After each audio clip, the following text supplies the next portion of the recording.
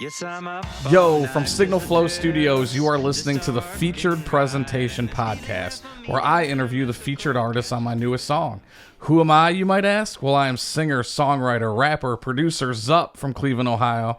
I've been in the Cleveland music scene for what feels like forever, and my most recent album, For Me, won Scene Magazine's Best Local Album of 2023. But enough about me. We are flipping it around again this time, where I'm the featured artist. The song is called Get Down. It is by MESSMAKER, and today I'm joined by the incredibly talented Michael McFarland. How you doing? I'm doing good. Appreciate you being here, man. Oh, thanks for asking me. And thanks for being on the song, man. Oh, you killed it. Hey, no, thanks for asking me to be on the song. Absolutely. It's great. I love it. So for the people that might not know you or know MESSMAKER, like, give us a little history lesson here. So personal history. I grew up in Northeast Ohio, actually down in Kent. So I lived around there. That was where I sort of cut my teeth musically. Moved to North Carolina for a few years. Oh, nice. Spent a bunch of that time touring the country on a motorcycle with a guitar strapped on the back. Nice. Bought a crazy old Victorian haunted house in Cleveland that needed a massive amount of work, and I've been fixing it up, building a recording studio, hosting house concerts. And a little over 2 years ago, started up a band called MESSMAKER, and it's me and my housemate Freya, who she's an awesome drummer. Yes, she is. And She's awesome. we're out there playing shows, started doing regional touring, and we're just I guess we will have, as of this release, just put out a mixtape with 6 songs featuring local hip-hop artists as guests on them. And super good idea. This man's one of them. Oh, hey, how's it going? No, it's such a great idea. When you were telling me about you putting together this mixtape or whatever, I was like, man, what a good idea, because you don't see that locally, at least, like. I feel it's a real rare thing for a rock band to do too. Like it was one of those things that the way we approach music, the way we approach everything as far as our stage show goes, we're never comparing ourselves to the other local bands or anything like that. And Cleveland has an amazing scene of local music. So right. Don't take that as anything, but we're comparing ourselves to national, global acts. Like, we want to put on a stage show that's like that. And one thing that you see a ton with, rock artists, pop artists, all of that, you have all these collaborations. You're expanding your fan base. You're putting your music in front of people that might not check you out otherwise, and you get to work with other people and make new friends. Yeah, like this. Yeah, no, for real. I mean, it's such a good idea, and that's kind of I kind of talked about this when we did the song, but one of the big reasons I'm doing so many features this year is because it's just it's a lost thing. Yeah, and it's so much better and fun to kind of expand your music or whatever it is, and just work with different types of people, or just even if it's the same type of person, I don't know, collaboration, teamwork makes the dream work. Absolutely, as the kids say these days. And it's one of the most fun things for me is to to start out with this one thing and then bring someone else in and see how that changes it. See how their perspective shifts what I was getting at and brings new energy, new ideas, all of that. And the whole collaboration thing, I actually started on that during the lockdowns, because what else was I going to do? I was already locking myself in the studio 8 hours a day just to keep sane. Yeah. And started reaching out to some people over social media, hey, you want to try writing something together, collaborating? We got to do something. We're all going nuts right now. And that expanded into I have one friend down in Nashville, Stephen Charles, that he actually writes on a lot of MESSMAKER stuff as well. We collaborate with him over Zoom. That I write with him every week, and so this whole culture of collaboration and working together on songs sort of started there, and then it's well, why not expand that locally and do that with with people we're friends with, or make new friends so we can do that with them. Do you still write with them weekly? Or? Yeah, we're going to be writing. Well, let's see, what day is this coming out? Yeah, we'll be writing on Wednesday. Regardless, we're going to be writing on Wednesday. That's cool. That's a good thing. It's good to keep what's the word I'm looking for here? But like, just like a repetitive thing that. Consistency and repetition and all of that. Yep. It's for me. I've always viewed songwriting as something that the more you do it with intention, the better you get at it. Yeah. It's a skill that, like, yes, there's perhaps some natural predilection that comes, that gets you on that path. But just like everything, you gotta practice. You gotta put your reps in to get better at it. Oh, for sure. When I had Toby on here last time, that's what he was talking about. He's just like constantly, doing TikTok collabs or duets or whatever, or just writing stuff just to do it. It's good practice. Yeah, and he's on that mixtape too. Yeah, so. That's right. And I did get to hear that song, and you're hearing it already because when this comes out, it's but that's good. Toby's great, but no, that's what you got to do. Like you said, anything. Professional baseball players don't just show up game one of the season. You know what I mean? It's just they got spring training, they got batting practice every day before they go out on the field. They're always working on it. Yep. So tell me more about. I'm so fascinated now about this motorcycle with the guitar in the back. So how did that come about? So there was this idea that I happened across, and I don't even remember exactly where I initially ran across it, but my formulation of it, it's called the Law of Anecdotal Value. Okay. And my version of it goes, given any choice in life, assuming no harm to others, always choose the path that's going to get you the best stories.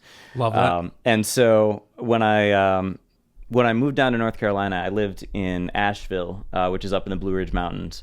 I was 5 minutes from an entrance to the Blue Ridge Parkway, which is some of the best motorcycle riding in the world. And I'd ridden bikes before, but I was like, all right, I got to actually own a motorcycle now, as opposed to borrowing my friends and, zooming around the neighborhood without a proper endorsement. Right. So when I got that, one of my friends joked, like, you should try going on tour on that thing. I was like, you said that was a joke. It's not a joke anymore. I got to do it. Yep. You're like, big bet. I got this. So I was doing 3-4 week runs out on the road. Just me on the motorcycle, guitar strapped on the back. I was doing this whole like loop based thing. So I would beatbox to build the rhythms, and then layer in vocals and other stuff on top of that, and perform songs on top of that. So it was a really compact setup that I could fit into a guitar bag. Yeah. So I just strapped on that on the back of the motorcycle, couch surfed everywhere I went. Camped if I didn't have a place to stay, and I did that for I think about 4 years. I was touring like that. Hit pretty much everywhere east of the Mississippi a few times in that. Were you doing like original stuff? Or? Yeah. Yep. That's awesome. Yeah, pretty much all originals. Occasionally, if I was thrown a 2-hour set somewhere, I'd mix in some covers. Right. But for the most part, it was all original stuff I was doing. That's so cool. So how did you link up with Freya then to start Messmaker? So Freya and I have known each other since college. Okay. So she grew up in Stowe, which is right by Kent. And so after I finished college, I lived in Stowe for a couple years before moving to North Carolina, and she actually lived with me then. And the solo stuff that I took out on the road with the live looping project, she was originally my bassist. Okay. When I did a backing band for that, when I was still playing around Northeast Ohio with those shows. And when I moved back here, it was a few years before we ended up living together. But so she lives with me now, and when I had the idea of like, you know what? I don't feel like being a solo project guy anymore. Like I don't want it to say Michael McFarland at the top of everything. I really miss being in a band. Yeah. I was like, hey, you want to play drums? And she was like, well, yeah, I have. It's been a few years, but she picked it right back up, and she is just rock solid. I love it. So when you like record the music and everything, does she jump on and play bass too? So actually, most of the bass that you hear on our tracks is it's MIDI bass. So I'm playing that on the keys. We both play bass. We both play guitar. We both play keys. She plays drums way better than I do, but we both play drums. We're both vocalists. So right. So yeah, we can both bring a lot to the project. On stage, she's samples and drums, and I'm vocals and guitar. But when it comes to the creative stuff, it's all let's see what we can cook up. Yeah.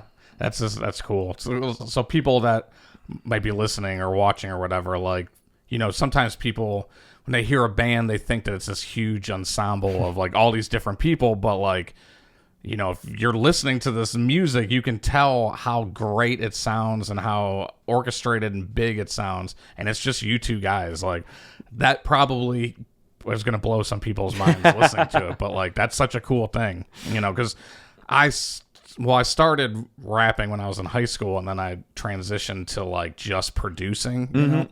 And the reason I started producing is because I was sick of, like, rapping over stuff I would get from like LimeWire or whatever, Yeah. So I'm like, I'm going to teach myself how to make beats so we have something to rap over. And you don't have someone's producer tag jumping right, in the exactly. middle of it. Yeah, that was the other thing too, like sound click things, but like doing the producing, you kind of like, it's fun to be able to take all these different elements, and you can be like a one-man band essentially by bringing all these different elements, even just using MIDI like you said. And I don't think a lot of people realize that, I mean, still to this day, people think that like my music that I make is like a band music. And I'm like, no, like I perform with the band. I love my band. I'm so thankful for my band or whatever, but like it's 95% just me like doing it. You know what I mean?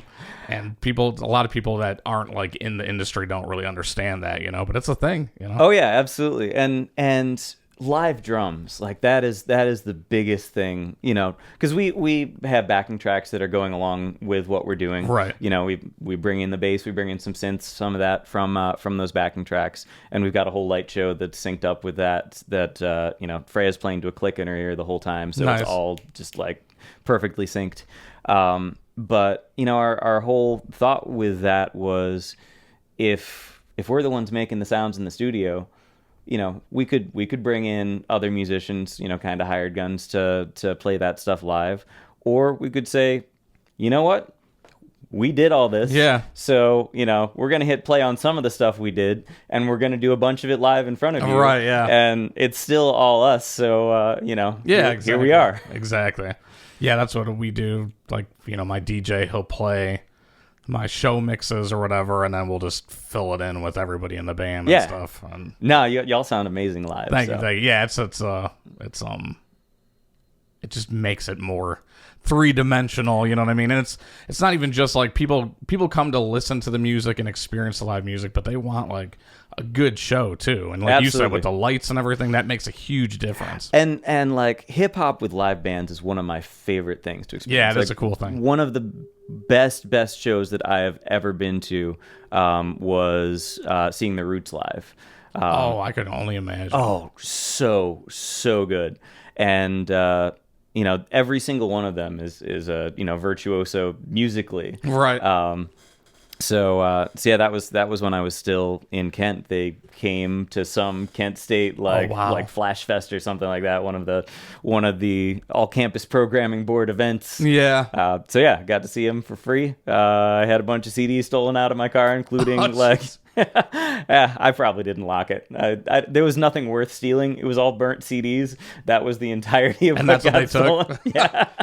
Well, somebody is like jamming or was jamming. I hope they found some new bands that they didn't know about. Yeah. Like, I'm trying to think though, who was it? I went to go see some Kent big production thing back in the day, and it was Jizza from Wu-Tang. Okay. And DJ Scribble. All right. I know. I was like, holy shit. And DJ Scribble was like, and Jizza were both trying to take me and my friends' girlfriends at the time, like, home. And they were like, no, it was just really funny. But DJ Scribble, man, shout out to MTV. Right? That's the old school days. Yeah, I saw, when I was still living in Kent, I saw Jurassic 5 live as well. Damn. That's, Kent's again, got it going on, man. It's funny. All the venues that I used to play at, there's only one of them left, and it's the Outpost. Yep, that's the only one that's left from my Kent days. That was I want to say the Outpost was the first place I ever performed in Kent. Okay. And I was lucky enough I got to perform at the Kent stage. Kent stage is rad. It was Kingsfoil was the band that headlined, and Frankie Muniz was the drummer of that band. All right. I know, it's pretty cool. So I got a picture, of me making some stupid face, and Frankie Muniz is just kind of you in and the Malcolm just hanging out. Yeah, exactly. Nice. But I don't think he'll remember that happening now. But that was a cool experience, though. Yeah, one of the so in the pre-Messmaker days, in the post-motorcycle pre-Messmaker travel days, I was traveling around with the Wizard World series of Comic-Cons. Okay. And so I ended up meeting a whole lot of like unexpected celebrities that were like really into my music. Like the dude who played Darth Maul. Ray something? Yeah, Ray Park. Ray Park, yeah. Yeah, he was like, dude, your stuff's great. I was like, that's not the person I expected to like my music, but that's pretty rad. That is really rad. Lex Luthor from Smallville came up and was like, hey, can I play your guitar for a little while? I'm like, well, sure, you can. Absolutely. And because he was the MC at Wizard World, I'm on a first name basis with Kato Kalin of all people. That's amazing. So it's the places that life takes you. Yeah, I was going to say, what a crazy story. That's awesome. So I met you. Well, we crossed paths at Ingenuity Fest because you were there taking pictures and everything. Yep. And not remembering the order of things, I first saw you with the full band at Janari Komet's album release party. Okay, so that was afterwards then. That was... Oh, was that? Yeah. That was in January of this year. Yeah, that sounds right. Yeah. So yeah, I saw you live at Ingenuity, and then caught the full thing at Janari Komet's show. He's one of the other features on this mixtape. That one, as we're recording, I have not heard yet, but I'm sure it's fire because it's Janari. Yeah, it's him. He can't not make anything bad. So. Exactly. Yeah, it's that Ingenuity Fest though is crazy. I know we were talking about this last time. Just one of the best things Cleveland does, like music festivals and stuff. It's so cool, and it's not even. I hate to even call it a music thing. It's just an arts and entertainment. Yeah, the music is only one small sliver of all of the crazy stuff there. Yeah. And I mentioned that we got the light show and all that synced up. That's something that I built after spending several years working with Ingenuity people on building big, art exhibits and interactive, digital experiential artwork. And I was like, oh, I can take this stuff and use it in a stage show. So the light towers that we use on stage, I just took over our entire dining room for the better part of a month, just soldering LED strips together and wiring and going in full mad scientist mode there for a little while. But like we were saying, it makes such a difference. It's just people leave going, man, that band was awesome and they put on a good show.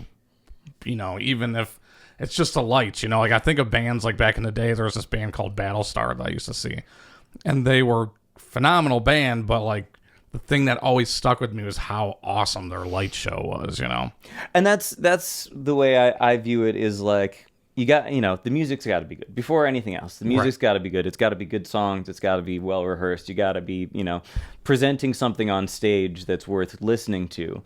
But if you can then elevate it and really make it into a show, then you're cooking. Then you've got something that's gonna stick in people's heads and they'll remember it. Yeah, people want to be entertained, especially some shows, I'll tell you, I know a lot of people like to go to free shows overpaying, a lot of people don't want to pay, I understand that, but you're paying to go see something, you want to leave feeling fulfilled that you got it. Absolutely. So got to give people their money's worth. Exactly.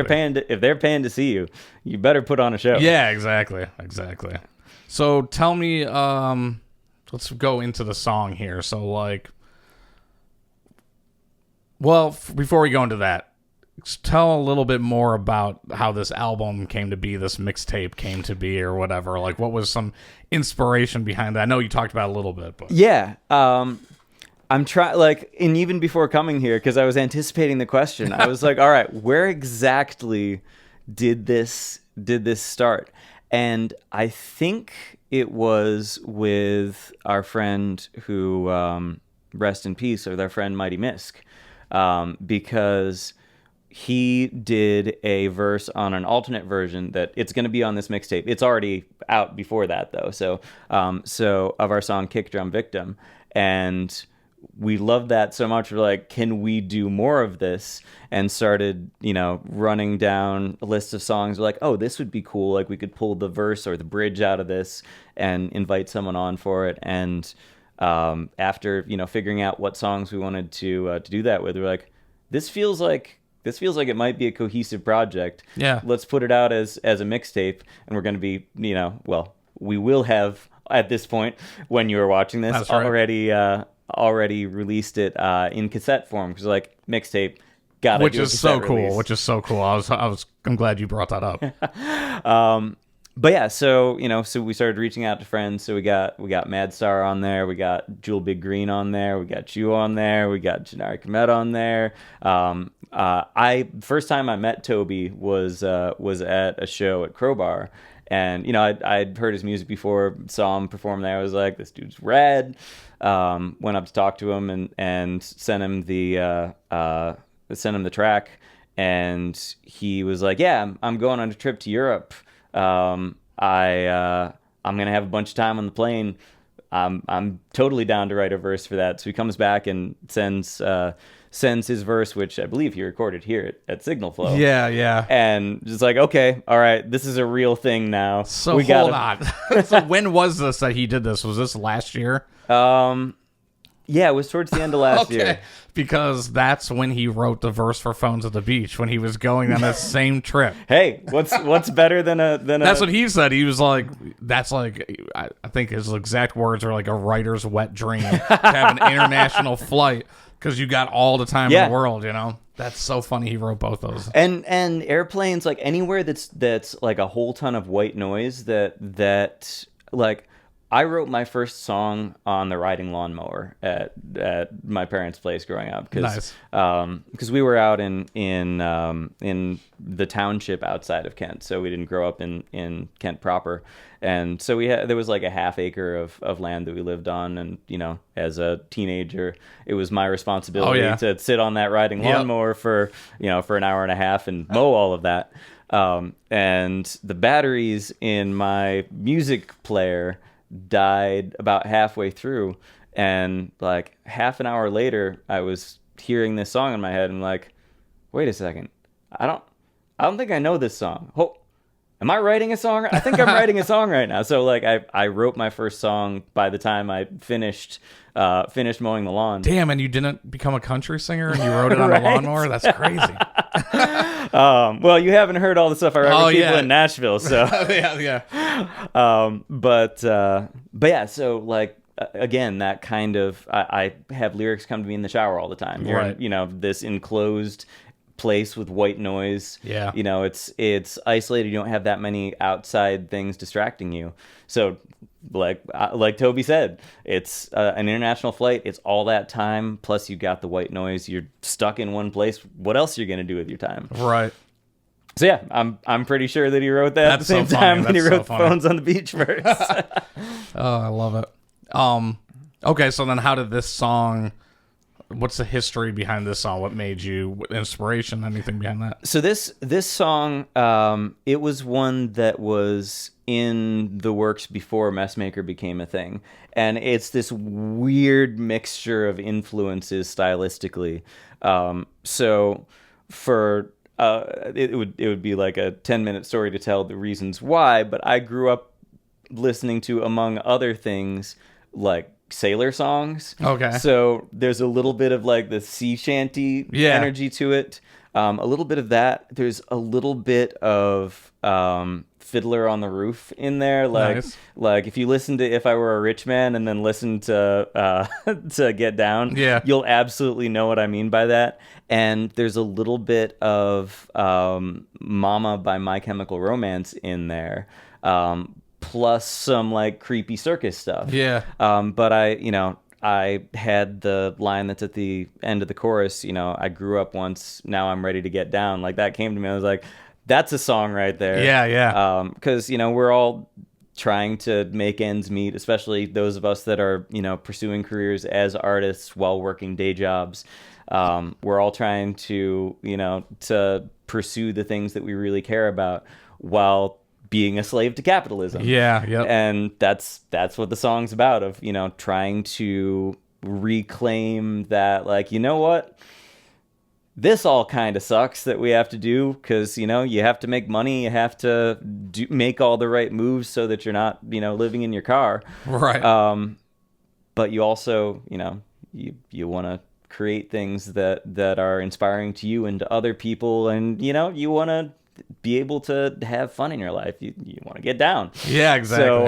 So yeah, that was the kind of idea behind the whole thing, and it's one that it's a ton of fun to play live, and again, people might have seen that happen by the time this airs. Yeah, that's what I really liked about the song, was that you were talking about, like you said, being a slave to capitalism, but like trying to be creative at the same time. And that's like, just like, man, it's tough. I know exactly. It's so tough. And when, like, I hadn't heard your voice, your verse before you got on the microphone in the studio and started laying that down.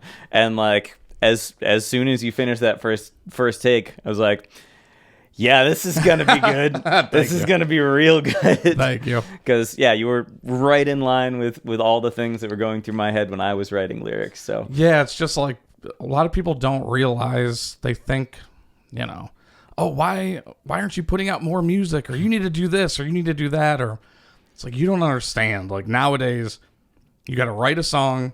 You got to find time to record the song. You got to get the song mixed and mastered. Then you have to come up essentially with a game plan. Mm-hmm. How am I going to market this song? Yep. And coming with that nowadays, I was talking about with Toby, that you got to shoot a bunch of reels now. You know what I mean? You got to do all these different things. A song that I have coming out that will already be out when this comes out. Yesterday, I spent all day with the person that's featured on the song, just filming a bunch of reels, just because we know when that comes out, we want them ready to like put out, Absolutely. It's just like, and then it's like on to the next song. You know what I mean? It's just like a big thing. It's literally a job. Yep. And for the most part, we don't have big teams that are helping us put all that together. Right. There's not a huge marketing budget to work with, because it's if I think about all the money that I put into being a musician, like if I didn't have the passion to do that, I'd probably have a pretty cushy life by this point. For real. But, For real. there are some things that you just can't help chasing. So I saw a picture the other day. It was like a penny that was like cut into like 1/3. And it said, Spotify be like, here you go. Congratulations on your 12,000 streams or something like that. I was like, damn, that's so real. Oh. But, yeah, I mean, you got to love it. And I do love it. So, like, Absolutely. I don't care that I got to do all that stuff, but I don't think people understand, like, how you want to have this creative outlet. And, of course, I know you would love to do this full time. Absolutely. I would love to do this full time, but, it's tough, You got to, just like... I don't know. It sucks, but it's great at the same time. Exactly. And I know as long as there's one person that wants to listen to music that I'm creating, I'm still going to be performing. Absolutely. And like, there are times that I wish I could be the kind of performer that can just like stand at a microphone and like play guitar and not go nuts on stage, but that's never been the person that I am. Like, I'm probably going to, break a hip when I'm 60 and still doing this because I jump off the drum riser or something like that. Usually, like, I'll try to jump off the stage and I perform, and it was Ingenuity Fest, and we were on that one stage that was essentially a shipping dock. They turned into a stage, so I mean that was high. Yep. And I was like, ain't no fucking way. I forget. It might have been my DJ RC3. He was like, don't be careful jumping off that thing. I'm like, I ain't jumping off that thing. And then the Sunday at Ingenuity Fest, Janari performed, and I went to go see him, and they did like Bulls on Parade. Yep. And I was jumping, and I literally hurt my knee. And I was like, God, I hate getting old, man. What's funny is that I hurt my knee jumping during Janari Kamet's record release party. Oh, like I hurt my knee jumping at the beach. So you hear this, man? If you're listening to this, why are you doing this stuff? Not all of us can do what you do, man. Yeah. But, I'm feeling it now, and I was making music when I was like in my 20s and everything, and I was jumping all the time and stuff. It was totally fine. And now I'm like, I can feel myself knowing like, all right, relax a little bit. But I always want to. I'm like you. I don't care if I get hurt while I'm performing. The adrenaline will get me through the performance, and I'll deal with it tomorrow. No, I mean the main reason that I work out, is so that I can perform. Like that is why I cycle and I do all of these things, is so that I can get up on stage and keep on doing what I did when I was 15 years old. Right? Yeah, I love it. But no, man, the song's great, and when you sent it to me and I started listening to it, I was like, oh man, how am I going to do this? Because it was different from stuff I've written to. But when the empty verse came out, because, I was listening to your verse and everything, I was like, man, this is so good. What am I going to do on this? Then the empty verse came out, and I was like, going back and forth. I'm like, oh yeah, this is going to be fun. And I tried to just write completely different. Like my cadence completely different than I'm used to too, It works so well. And you turned that around in like 24 hours, dude. I know, and that like never happens either. But it was just like I was feeling it, man. Like I think I was telling you I was driving to work the one day, and by the time I left my house and got to work, I had it like pretty much written. Because I just I Jay-Z it. I do it in my head over and over and over again.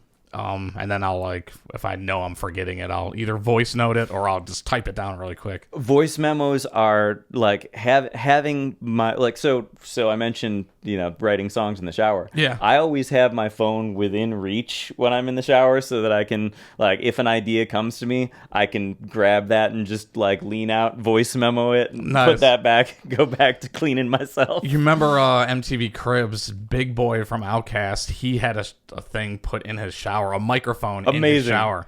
I was like, damn, that's such a good idea. I always thought about that. So that's gotta project. Be my you're adding to my project do on the house. Oh, that's so funny. Oh, I love that. And as soon as you said that, I was like, ooh, all right, I could run the wiring down like this. Bring that down there. Okay. I'm going to be redoing my bathroom before too long anyway. Look at that. So, just got to work in the shower mic. I love it. Freya's going to go in there and be like, the fuck did you put in here now? It's all right. All right. I'm putting drum mics in your bathroom. It's all good. Drum mics. Yeah. Oh, that's funny. Yeah, then just have it go straight to the computer. Yeah, exactly. Hit record before I take a shower every time. There you go. Don't be stealing our ideas now. Actually, go ahead. More creatives, please. Yeah, absolutely. Absolutely. They should start building houses that way. Yeah. Actually, that is true. I love it, though. And I love that it was Mighty Misk that kind of jump-started this whole project, essentially. You know what I mean? Absolutely. What a cool thing. And he just won best rapper in Cleveland. So and well-deserved. Absolutely. Extremely well-deserved. And I can't believe I felt like I didn't find out last year till closer to September. Yeah, it was, because I found out right before Ingenuity Fest. Okay. The week before Ingenuity Fest. Why are they doing it so early this year?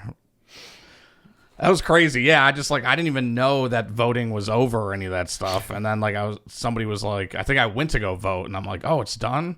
And then it was a week later, and the results are out. Right. Yeah. It did shift a lot earlier this year. So I gotta change my intro now.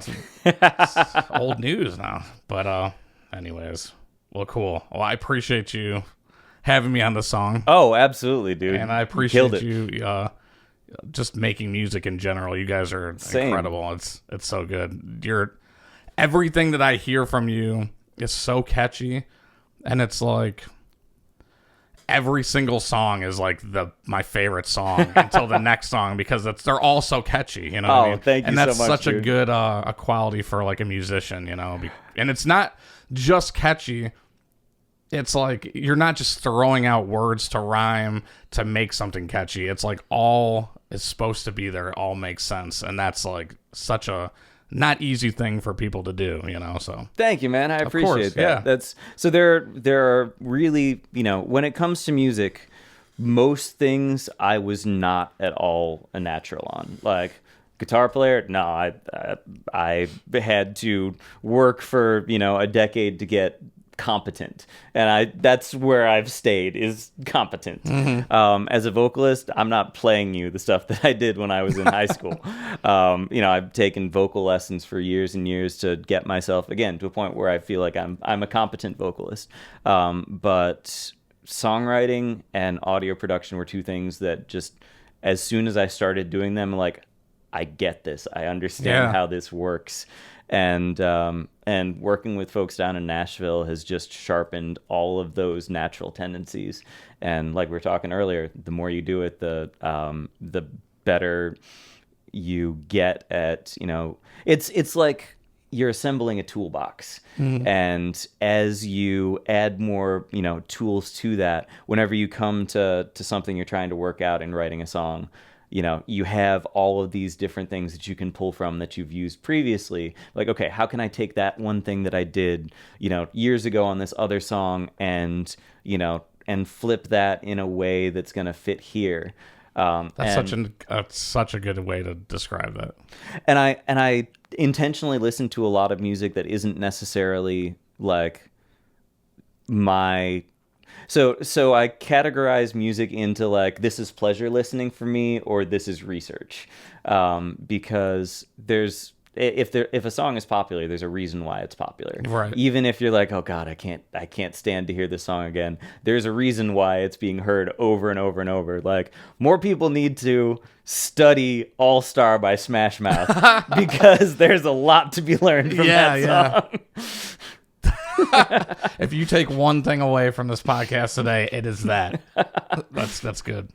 No, you're right, though. I mean, I think the best musicians are the ones that study and listen to different things. And, you know,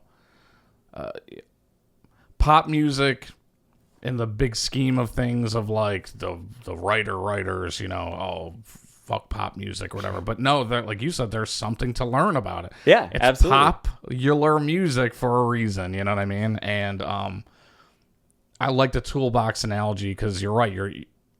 As time goes on, you're just learning different things and pulling different things out of it. And what's cool is, like you were explaining with the song, is taking different elements of different types of things, like a musical and this and that, you know what I mean? And putting it together to make this song that nobody would probably even catch any of that. Right. And that's what's beautiful. Now, having heard that, you can go back and be like, oh, okay, yeah, I see where it's like, I see these. You know, it's What Shall We Do with the Drunken Sailor meets If I Were a Rich Man meets Mama. Like, it's those three things, but it's none of those things. Right. And I think, you know, it is virtually impossible to make something that is completely original. Right. And if you were to do that, people probably wouldn't like it. Right. Because, you know, things that are completely new to people, that it's really hard to wrap your head around it.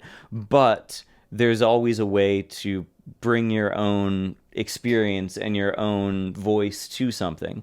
But I love finding ways to force myself out of my comfort zone when writing. And sometimes that's listening to a whole bunch of pop music, or listening to a bunch of hip hop that I've never heard before. Right. Or, you know, going down like I went on a road trip to Vermont to see some family, and decided, you know what, I'm listening to nothing but country pop, like pop country radio the entire way here. And I picked up a lot of things from that. Like, there is a way that they approach hooks that I think a lot of like rock musicians like myself could learn something from. Yeah. And so there's something to be taken, even if you don't love the music. If there's one little bit of what they've done in those songs that you can learn from. Like a lot of my rhyme schemes, like I picked that up from Eminem, like the multisyllabic rhymes. Like that's one of the big things that I do. And I picked that up from listening to him. Does my music sound anything like that? Does Messmaker sound anything like that? What Freya and I are doing? No, it never has. Right. But, the way that he approached slant rhymes changed the way that I approached rhymes in general. And so there's always things that you can be pulling from whatever. Like, seeing Jurassic 5, I loved the cadence and the embracing of the like low bass baritone that Charlie Tuna has. And like, oh, it's cool to be down here sometimes. Right, yeah. So there's always something you can pull, even if you don't think that it's applicable to the kind of music you're trying to make. If you like it, just like file it away back there. You never know when it's going to come in handy. I always liked, I grew up listening to ska music and like pop punk and stuff like that. Yeah. And I always like thought it would be cool to mix like, because ska hooks and shit like that can be super catchy and just have this certain feel to it, right? That like you don't really hear in like other types of genres. I was always like obsessed with the idea of like putting ska hooks in rap songs, when I was younger. And like I feel like there's like bands now that do that and stuff, but like, well, that's kind of what Zebrahead did back in the day. And I loved Zebrahead. It's just like a cool thing because you don't realize it unless somebody points it out. Just like, damn, this hook. Like, I remember the first time I heard Airplanes by B.O.B. and Haley Williams. I was like, because I love Paramore, and she brought something so different to that. And I felt like you felt the shift change after that in hip-hop, But yeah, I like whatever you said, something like it was kind of like taking all these different genres to do something new, but making it your own or keeping it kind of familiar to sneak this like stuff in. Yeah, exactly. That's like slip those little influences in where people don't even necessarily notice that you're doing that. Right. I love that because I try to do things that are all over the place. And like anytime somebody asks me, well, what kind of genre are you? The easy answer is like hip hop. But like, I guess I don't look at myself as a hip hop artist. It's like, I'd never know what to say. My buddy's like, you're alternative R&B. And I'm like, that's good. I like that. That's solid. So that's just what I say. But like, I feel like as time has been going on, a lot of people are multiple genres, which is good. And Messmaker, we describe what we do as anthemic indie rock. But really, the first word of that is the important thing. Like, the indie rock stuff, the from song to song, if we just called ourselves that, people might be like, eh. But, they always say, dress for the job that you want, not the job that you have. Yeah. So we write songs that are going to sound good in stadiums. Like, that's what we've done from the beginning. Is like, we want to write big songs. That's funny, because I was trying to think what I would classify you guys in. Stadium music, like anthem music, is like what I would think. That is exactly what we landed on when we started the project. The idea was we wanted to give people what felt like an arena show that we could fit into a hatchback. Like that was where we started the whole thing. Light show, all of that, everything could fit into a hatchback. And we've got a van now, so that we've upgraded from the hatchback. I drove the hatchback here. That's still what I'm rolling in. But yeah, that was the whole idea. Was we wanted to do big sounding songs, big sing along parts. We wanted to get people involved and write things that would sound great with thousands of people singing along with them. Right. When you write hooks, when you make songs, do you hear the hooks first, produce around it, or do you produce first and then let the hook come to you, or is it a change? So I'm usually a title first writer. So I start with the title of a song. And my dude Steve that I'll be writing with on Wednesday, he and I have a shared spreadsheet that the two of us have written, by this point, will have crossed 150 songs that we've written together. Not all of them have been released or recorded. Right. Not all of them are good. Some of them are pretty darn good. Some of them, we learned something. Right. But so we've written 150. We have another 450 titles sitting in that shared spreadsheet. So whenever we're getting together to write, it's always like, what are you in the mood to work on today? All right, something a little up-tempo, something maybe, less sentimental and more of a party track, something like that. And we'll just look through that spreadsheet and pick a title. And damn, that's so interesting. And so writing to a title, you've got in that, we'll do this thing. There's a podcast called The Climb. That's all about songwriting, and it's short for creating leverage in the music business. And it's a great podcast about all kinds of different aspects of the music industry. But they do this thing called Song Title Challenge, where they'll bring a guest writer onto the podcast, and they have listeners submit titles, and they will run through a bunch of different ideas of what kind of song you could write to that title. Okay. Like ways that you could take that and do something interesting with it. Unexpected things you could do with the title. And so that's kind of where it starts. And usually that title ends up being the very end of the chorus. I grew up once, now I'm ready to get down. Right, yeah. Titles get down. So working with that as your thesis statement, the end of the chorus is the thesis statement. That's the thing that's going to lock into people's heads. You've got something to write towards. And so usually from that, it's like, all right, let's get a chorus.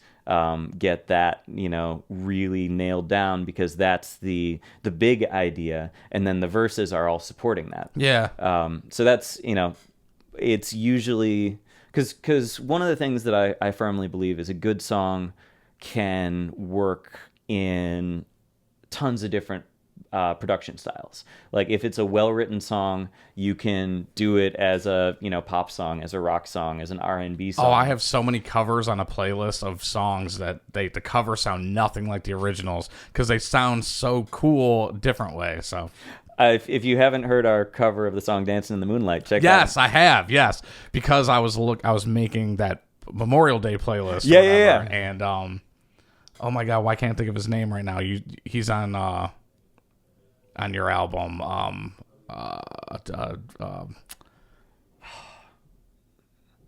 Anyways, he's got a song, same name. Okay. And I was Jewel. Yeah, that's right. Yeah, thank you. I was like, wait, is this the same song? I had to go back or whatever. And his song is phenomenal as well. Mm-hmm. Like that song is just that's a freaking bop right there.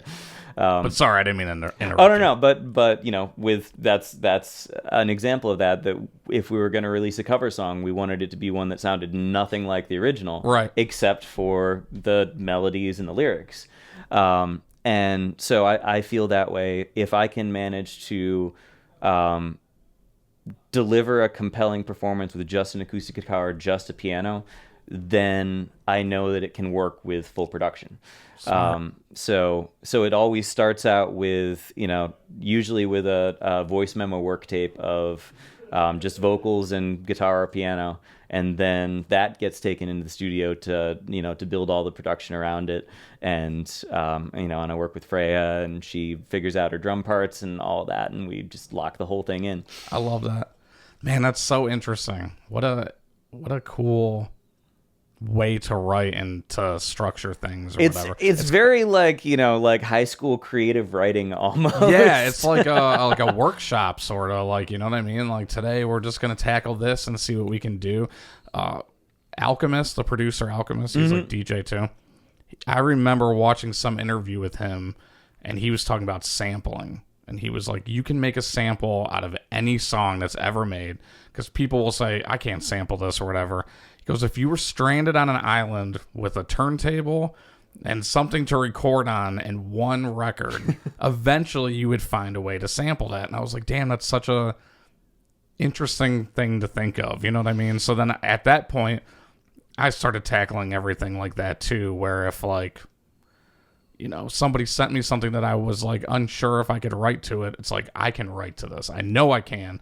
I just got to put myself in that mind state and find a way to do it. You know what I mean? Or how am I going to create a song that sounds like this, and how am I going to sample with this, or whatever the case is, and it's, I like that. I like these little workshop ideas. No, and I love that. Like, I love things that force me out of my comfort zone too. Like so Tom Waits is one of my favorite writers. Like I happened upon his music at exactly the right time. It was 3 a.m. I was incredibly sleep deprived. I was listening to Thursday, and alphabetically Tom Waits came right after. My sister had given me a bunch of his music, and so that comes on. It was the album Rain Dogs, and the first song on that is the song Singapore, and it sounds like this demented Disney villain song. And I was like, I don't know if I'm hallucinating or not, but this is freaking great right here. But he started around the time that he wrote the Rain Dogs album. I think it was the one right before that, which was called Swordfish Trombones. He started yes. He started writing songs on instruments he didn't know how to play. Oh. Because he's an amazing pianist. And you listen to his earlier stuff, and it's this sort of like, lounge piano kind of stuff with his voice got, more and more Cookie Monster as the years went on. And he smoked more cigarettes and drank a lot more bourbon. But, at some point he was like, I'm doing the same thing over and over. There's one quote from him, which is, your hands are like dogs returning to the same places that they know. Damn. And so he challenged himself to write songs on instruments that he had no idea how to play. And that was when his stuff started getting really unique, really interesting, a whole lot weirder. Yeah, but still. But yeah, I love that kind of challenge of like, okay, do this. You've never tried writing a song on a banjo before. Pick one up and see what you can figure out, because it's not just going to be the standard 3 chords that you go to on a guitar every time you pick it up. Right. Or like on piano, if I start improvising, it always turns into the coda from Layla, like every single time. That's so interesting. Also, what a inspiring thing. This is like this conversation is mad inspiring for me. Are you guys feeling inspired right now? Because I'm feeling like I want to like go home and grab a fucking like a what are the clothes ringer things back in the day? You know what I mean? Just make some music off of that. I'm feeling inspired now. That's really cool though. I mean, that's kind of how I approach my music too. Like I was thinking, if I was to make another album, which I will eventually, like, how do I want this to sound? I don't know, but all I do know is it's not going to sound like the last album. Mm-hmm. It's not going to sound like the album before, because the 2 albums I have out in my opinion, don't sound the same, because it's like evolving and finding different things. Because you're right, there are musicians that I really like that have this thing where they go back to the same thing, and it kind of gets repetitive. A lot of bands. I remember Green Day getting a lot of shit when they did American Idiot, because they weren't sounding as punk or whatever when they were younger, but it's like they grew up. Like, they're talking about politics and stuff now, but like, would you want them to keep making the same music? Right. And that's the whole thing, is like, love the era that you love of the band. Right. Allow them to grow as humans. Yeah. And there are some bands that have grown and developed, and you can see a clear progression. It still matches what they were doing. Like Alkaline Trio is a great example of that. Like, you listen to their early music, you listen to what they're doing now. It's clearly the same band making the same style of music. They've just polished and you know. But there are some bands that, or some artists that you can tell that they're exploring and they're being creative. And for me, I don't care what genre we're writing in. Right. I want to write big songs that people are going to sing along to. Yeah, yeah. Like that's my whole thing, is like from the beginning, the whole reason that I do all this, the recording, the writing, is there is nothing that I love more than getting up on stage in front of people and getting them to sing along. Amen. Like, there's such a communal thing that happens. It's one of the reasons I'm a huge fan of Frank Turner, because you go to a Frank Turner concert and the audience is louder than the sound system, because everyone is singing at the top of their lungs. And that's that kind of experience. Like, those are some of my favorite memories in my life, is when I'm surrounded by people that love this thing so much, right, that you're not going to be able to hear them speak the next day because they've shouted themselves hoarse. Yep. And that's I want to give people those those experiences. I saw Rage Against the Machine when they were in Cleveland 2 years ago now, I think. And I was dating my girlfriend for only a couple months at that point. And I'm like, you want to go? I had this extra ticket because it kept getting delayed because of COVID. Right. And she was like, yeah, sure. And that was her first time seeing me in that element, and she was just like, you know what I mean? But she just she could understand now why I loved music so much, because she just saw me up there just screaming along, with Rage Against the Machine, with everybody around me, and it's, you're right. It's just something, when everybody watched the Eclipse together, it felt like we were one. When you're in a concert and you're experiencing that with everybody else, you just feel like nothing can ruin that moment. Absolutely. Absolutely. And that's, beautiful. those are the moments that I feel most alive. And so if I can help create those moments for other people, then I feel like I'm doing something right in the world. Absolutely. And you are for sure. I appreciate you, man. As are you. Thank you. Well, before we wrap it up, is there anything you want to promote? I know you just had this mixtape drop. Well, I was going to say, we just dropped a mixtape, which is collaborating with 6 awesome artists from the Northeast Ohio area. It's called Is That Your Mixtape? So Messmaker and Friends. And so you can check that out. We should have cassette versions available on our website. That's messmakermusic.com. And you can check us out on all social media at Messmaker Rocks. So that's beautiful. Anything else you want to promote besides that going on? Or? So we've always got lots of shows coming up. We're going to be doing a weekend tour out to Michigan in a little while here. We're going to be back in Pennsylvania before long. So even if you're not living in Cleveland, decent chance you'll be able to catch us on the road. And we may or may not be working on a full-length album. Hey, you heard it first. Probably, yeah. Actually, maybe, yeah. This may well be the first place, because now that we've released the one thing, we can start talking about the next thing. Well, that's exciting. Well, cool, man. Well, I appreciate you coming out, man. Thank you so much for inviting me. Hell yeah, and thanks again for having me on the song. It's a great song, and go listen to it if you haven't. Everybody that I played it to prior to it coming out has just been in love with it. Yes. You know what I mean? They're just like, oh my god, so good. And I think I told you my girlfriend was dancing in the kitchen to it. I'm like, what the fuck? You don't dance to my shit? But no, it's I love it, man. It's so good. It was fun performing this. Heck yeah. Yeah. But I can't wait to perform it. It was it's gonna be great. But thank you, again. my friend. Appreciate it. And thank you for listening or watching on YouTube, and make sure you check him out, and we will see you on the next one.